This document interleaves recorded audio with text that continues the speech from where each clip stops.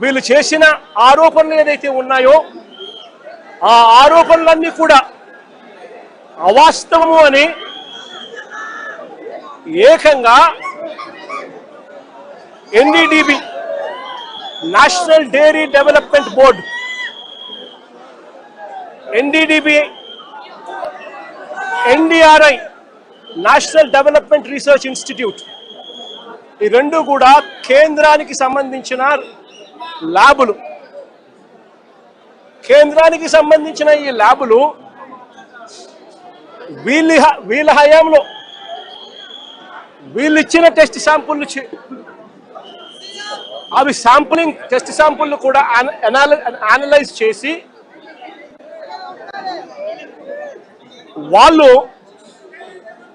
CBI ఆధ్వర్యంలో analyse చేసి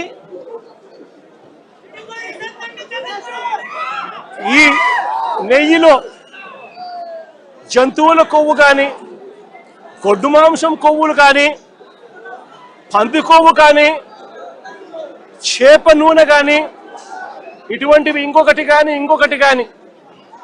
ఇటువంటివి అవి ఏవి లేవు అని చెప్పి నిర్ధారణ చేసి సర్టిఫికెట్లు ఇస్తే ఆ సర్టిఫికెట్లు సాక్షాత్తు సిబిఐ వాళ్ళ సిబిఐ ఛార్జ్ షీట్లో ఈ ఎన్డీడీబీ సర్టిఫికెట్, ఎన్డీఆర్ఐ సర్టిఫికెట్ రెండు కూడా పెట్టి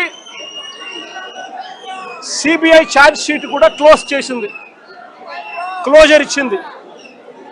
నేను అడుగుతా ఉన్నా, తప్పు ఒకవేళ చేసుంటే ఆ సిబిఐ ఛార్జ్ షీట్లో వైవి సుబ్బారెడ్డి గారి పేరు, కరుణాకర్ రెడ్డి గారి పేరు ఎందుకు చేర్చలేదు? ఒకవేళ తప్పు చేసినట్టు ఒక ఆధారాలు ఉంటే, తప్పు నిజమే అయితే వీళ్ళని ఎందుకు అరెస్ట్ చేయలేదు?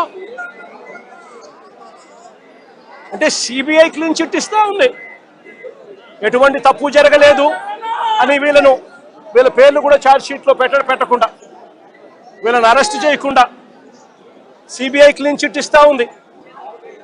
ఎన్డీడీబీ ల్యాబు, ఎన్డీఆర్ఐ ల్యాబు, ఈ ల్యాబులు కూడా క్లీన్ చిట్లు ఇస్తా ఉన్నాయి. మరి